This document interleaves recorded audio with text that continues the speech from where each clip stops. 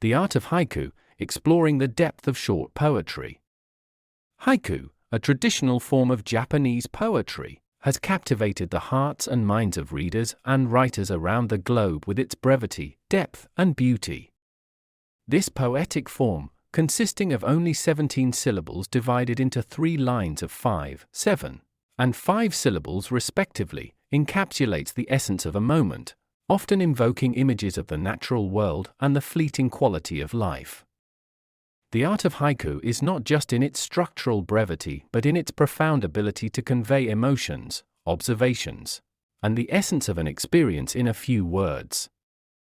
The origins of haiku can be traced back to the early 17th century, evolving from a collaborative linked verse form of poetry known as renga. Renga was a form of entertainment among the literate classes, where poets would gather and contribute verses to create a long, interconnected poem. The opening stanza of the renga, called the hokku, set the tone for the verses that followed and was considered the most critical part of the poem. Over time, these hokku began to be appreciated as standalone poems, and this marked the beginning of what would eventually be known as haiku. The development of haiku is often associated with 3 master poets, Matsu Basho, Yosa Busen, and Kobayashi Issa. Matsu Basho, in particular, is revered for his contributions to the art form and for elevating haiku to a highly refined and respected literary genre. Basho's haiku are known for their simplicity, depth, and use of kireiji, or cutting words, which provide a moment of pause or punctuation, giving the poem a sense of balance and unity. His poems often explore themes of nature, transience, and the beauty of the mundane, inviting readers to experience the awe of the everyday. The essence of haiku lies not only in its structural elements but also in the principles that guide its content and aesthetic.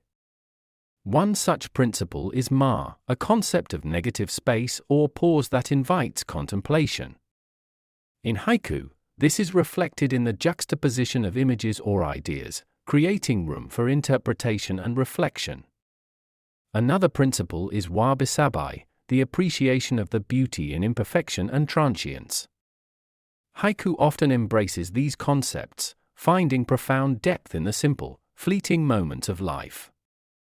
In writing haiku, poets strive to achieve kigo, a word or phrase that indicates the season and sets the poem within a particular context of nature and the passing of time. This connection to nature is fundamental in haiku, serving as a backdrop against which the larger themes of existence and impermanence are explored.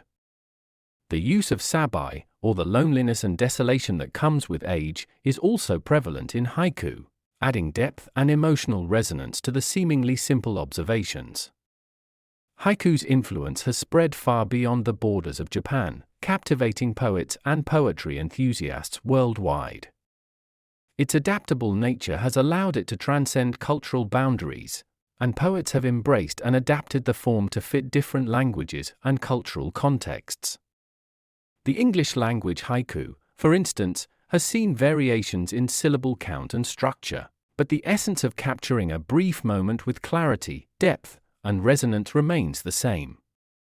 The art of haiku challenges the writer to express complex thoughts and emotions in a constrained format, encouraging a form of creativity that is both disciplined and liberating. For the reader, haiku offers a window into the transient beauty of the world, a brief yet profound reflection on life, nature, and the human condition. In its simplicity lies its complexity, and in its brevity, a world of depth. As an art form, haiku reminds us of the power of words to convey the inexpressible, and captures the universal human experience in its most distilled form.